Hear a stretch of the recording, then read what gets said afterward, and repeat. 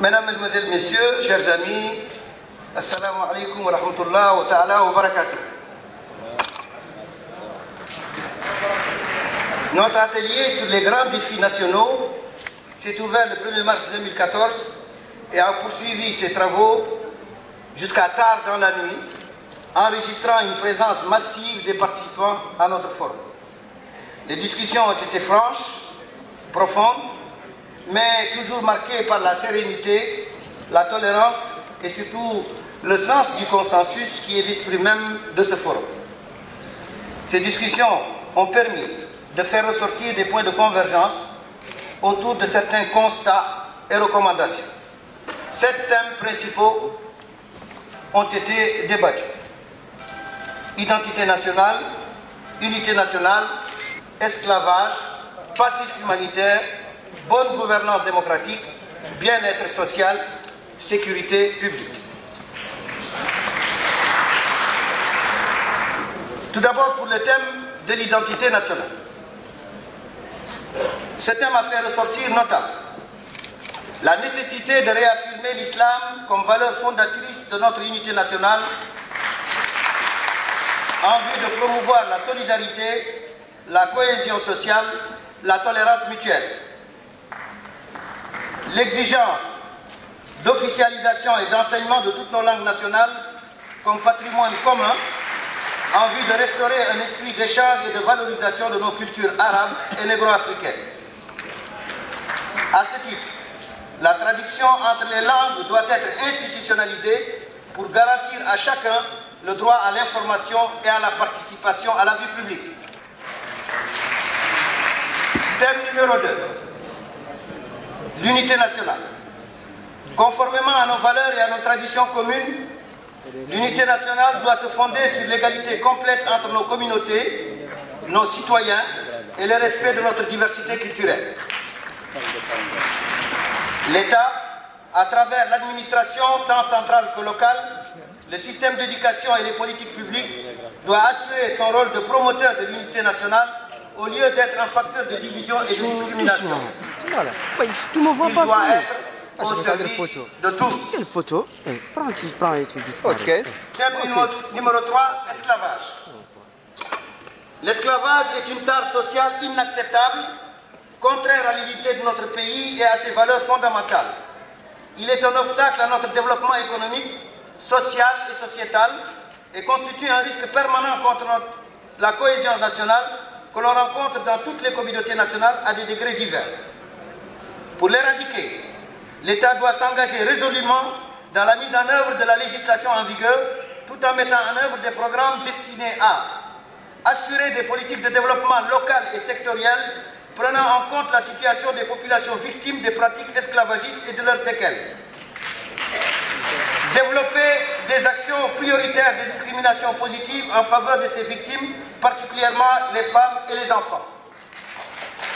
Promouvoir des politiques de communication destinées à sensibiliser toutes les couches de la population sur les dangers de ce fléau, tout en encourageant les initiatives citoyennes destinées à la large prise de conscience des populations, porte-à-porte, caravane, fatwa.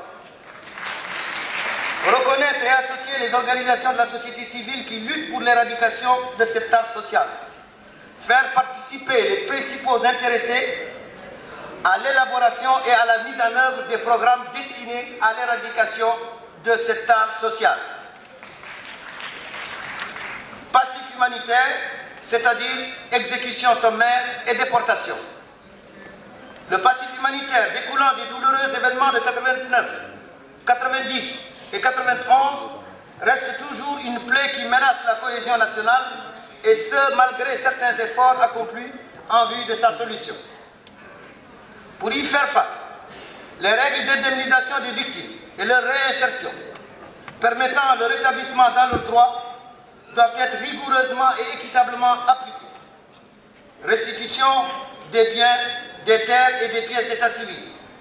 Réintégration et reconstitution de carrière des agents dans la fonction publique, le parapublic et le secteur privé, en impliquant les organisations représentatives des victimes et de leurs ayants droit et en impliquant et en associant les populations principalement concernées.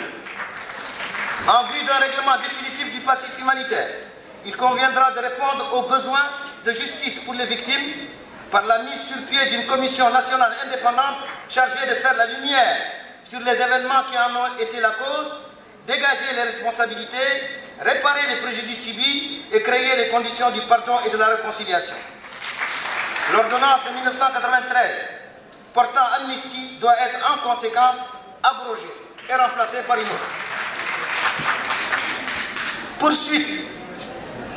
Poursuite de l'organisation et poursuite du retour des déportés et des exilés au Sénégal et au Mali. Thème 5. Bonne gouvernance démocratique. Notre système politique est caractérisé par son ultra-centralisation qui fait peu de place à la concertation, à la diversité, au compromis, au dialogue social et politique.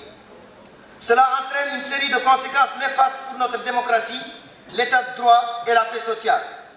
Il conviendra donc d'apporter d'urgence des corrections institutionnelles pour rendre effectif le principe de séparation des pouvoirs et d'indépendance de la justice, le principe de participation des citoyens à la vie publique, le principe d'élection libre et transparente, le principe d'effectivité des institutions de l'État au service de tous, tenant compte de notre diversité culturelle, le principe du respect du bien public et celui de la légalité, etc. L'une des tares du système politique en vigueur est l'absence des conditions de réalisation d'une véritable alternance démocratique. Fichier électoral non consensuel fondé sur un enrôlement discriminatoire, institution de contrôle et de supervision partisane, utilisation abusive des biens et des personnels de l'État, exclusion de nos compatriotes à l'étranger, etc., etc. La recherche d'une plus grande participation des femmes dans les institutions publiques et dans les instances de décision constitue toujours l'un des défis majeurs de la vie publique. Il convient pour notre pays de respecter l'ensemble de ses engagements dans les AMD pour ce faire. La réforme de la justice, pour la rendre plus accessible, plus équitable, plus professionnelle et plus indépendante, doit être entreprise comme condition sine qua non de toute stabilité sociale. La plus grande attention devra être accordée à une véritable décentralisation qui restitue le pouvoir de décision à nos communes et à nos régions dans le cadre d'un État unitaire fondé sur les valeurs de la République. Il en est de même pour le respect des règles et procédures de gestion des biens publics pour mettre fin à la corruption et à la gabegie devenue endémique. À ce titre, le rôle et l'expérience des organisations de la société civile doivent être reconnus et valorisés. Les richesses de notre pays, qui sont considérables, doivent être mises au service en priorité de nos populations dans le cadre de programmes et politiques publiques de développement axés sur la satisfaction des besoins fondamentaux en matière d'éducation, de santé, de sécurité, d'infrastructures, etc. À cet égard, il doit être mis fin immédiatement au bradage de nos ressources et à l'accaparement des terres au bénéfice de firmes multinationales en violation des intérêts des populations locales et de nos besoins en matière de sécurité alimentaire.